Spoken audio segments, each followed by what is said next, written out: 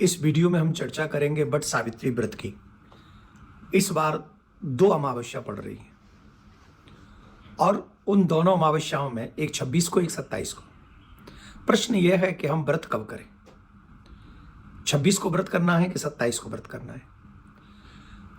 तो अलग अलग विद्वानों का अलग अलग मत है, परंतु 27 तारीख को जो सूर्य उदया तिथि पड़ रही है अमावस्या, वो बहुत कम समय के लिए है और 26 को पूर्णता है। इसलिए जितनी भी माताएं बहनें हैं जो अपने पति के लिए व्रत कर रही हैं, उन्हें ये व्रत 26 तारीख को करना है। मुहूर्त भी मैं आपको बताऊंगा कि किस मुहूर्त में हमें वट की पूजा करनी चाहिए, सावित्री की पूजा करनी चाहिए। पूरा मुहूर्त भी मैं आपको बताऊंगा। तो आप पहले मुहूर्त ही समझ लीजिए। पहला जो मुहूर्त है वो 11:53 से 12:50 तक रहेगा दोपहर में, और दूसरा जो मुहूर्त है वो है 3:42 से 5:30 बजे तक। तो आप इस मुहूर्त में पूजा करें, वट वृक्ष की पूजा करें। वट की पूजा इसलिए की जाती है क्योंकि वट के वृक्ष में समस्त देवी देवताओं का वास है।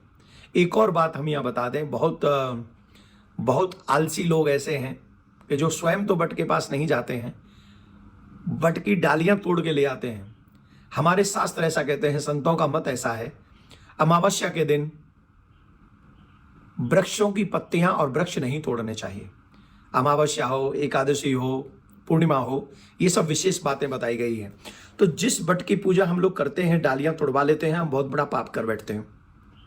इस वीडियो को ज्यादा से ज्यादा लोगों को उनको शेयर कर दो जो वट वृक्ष, जो वट सावित्री व्रत रखते हैं, अपने पति का शुभ चाहती हैं देवियां, उनको ये वीडियो अवश्य सुनना चाहिए और उन तक आप लोग ये पहुंचा दीजिए। क्योंकि अगर आप वहां से डाली तोड़कर अपने घर में पूजा करेंगी तो आपको पुण्य नहीं पाप लगेगा। अमावस्या के दिन कभी भी किसी वृक्ष का पत्र नहीं तोड़ना चाहिए, डाली नहीं तोड़नी चाहिए। ये बात आप नोट कर लीजिए। दूसरा, इस दिन यमराज की भी पूजा करते हैं जिससे हम अपने पति पर आए हुए संकटों को टाल सके। एक और इसमें वट सावित्री व्रत में जिसकी कथा है, हम सब जानते हैं, धर्मराज के साथ में सावित्री का जो संवाद है यह महत्वपूर्ण है। यहां 2-3 चीजें मैं सावित्री जी के विषय में बता दूं। आजकल जो चीजें चल रही हैं, मनमुखी धर्म की जो बातें होती हैं, मनमुखी जो घर में चलाने वाली बातें होती हैं, वो ठीक नहीं है। एक पतिव्रता स्त्री में कितना सामर्थ्य होता है, कितना बल होता है, ये कथा हमको सिखाती है। जिस समय सावित्री ने सत्यवान को अपने पति के रूप में चुना तो नारद जी ने आके बताया था कि ये अल्पायु है। उनके पिता ने सावित्री जी को मना किया कि ये अल्पायु है, इसे तुम पति के रूप में मत चुनिए। तो सावित्री जी ने कहा कि जो सनातनी पुत्रियां होती हैं, आर्य पुत्रियां होती हैं, वो एक बार जीवन में पति के प्रति निर्णय लेती हैं और मैं निर्णय ले चुकी हूं, अब चाहे जो भी हो। तो सावित्री ने अपने जीवन में 3 की अपार सेवा की, एक अपने वृद्ध सास ससुर की और एक अपने पति की। और जो सत्यवान थे उनके साथ उनका विवाह हुआ। सत्यवान माता पिता के भक्त थे और अपने गुरु भक्त थे, बहुत निष्ठावान थे। जो समय बताया गया था, जब वो समय आया तो लकड़ी काटने के लिए जब सत्यवान गए तो सावित्री उनके पीछे पीछे गई। उनके सर में कुछ प्रॉब्लम हुई, दर्द हुआ, या वो समय जब नजदीक आया तो सत्यवान ने कहा, सावित्री मेरे सर में दर्द हो रहा है, मैं तुम्हारी गोद में सर रख के सोना चाहता हूं। तो वो गोद में सर रखा और उसी समय सावित्री को पता चला कि सामने से धर्मराज आ रहे हैं, उनके पीछे पीछे काल और मृत्यु भी आ रही है। तो ये दृश्य देखने के बाद समझ गई कि मेरे पति के प्राण अब निकलने वाले हैं। तो जैसे ही प्राणों को ले जाकर अमुष्ट के समान उस जीव को जब लेके जाने लगे, उसी समय सावित्री उनके पीछे पीछे चलने लगी। धर्मराज के बहुत मना करने पर, आग्रह करने पर भी जब वो नहीं लौटी तो उन्होंने एक बात कही सावित्री ने, महाराज संसार में जो 3 की पूजा करता है उसके लिए संसार में कोई भी वस्तु असंभव नहीं।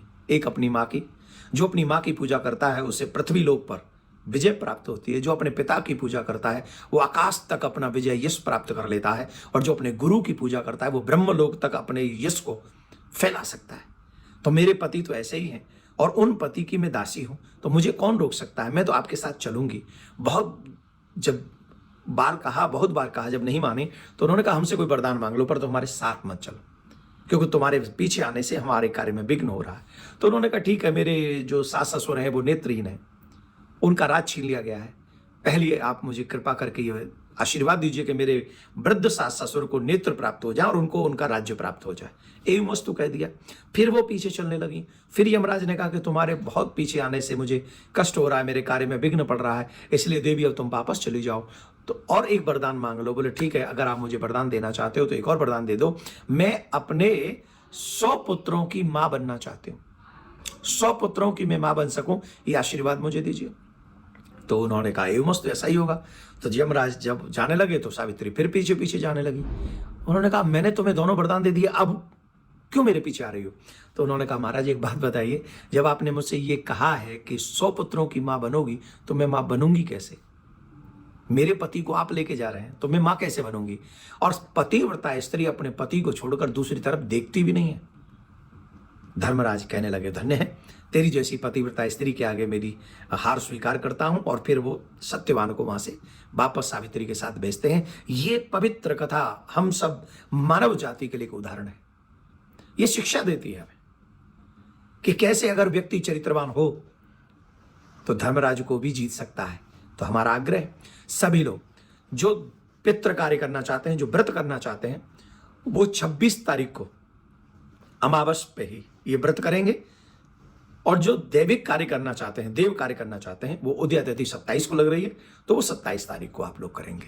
इस वीडियो को मैंने विलंब से बनाया, इसलिए इसको ज्यादा ज्यादा लोगों तक शेयर कर दें और जल्दी इसको सुन लें। और गलती से भी बट की डालियों को न तोड़ें, पत्तों को न तोड़ें अमावस के दिन। और हाँ, उस दिन देवियां जाती हैं उस शुभ मुहूर्त में, बट की पूजा करती हैं, सत्यवान सावित्री की भी पूजा करती हैं, यमराज की भी पूजा करते हैं, अपने इष्ट की भी पूजा करती हैं, और रक्षा सूत्र से वो बट वृक्ष की परिक्रमा भी लगाती हैं, जिससे देवियों को सौभाग्य की प्राप्ति होती है। प्रिया कांजू कृपा करें कि आपके जीवन में आपके सुहाग के प्रति आपकी जो निष्ठा है वो बनी रहे और आपके सुहाग को कोई भी विघ्न ना हो, उसके जीवन में कोई कष्ट ना हो, ऐसी प्रार्थना हम प्रिया कांजू से करते हैं।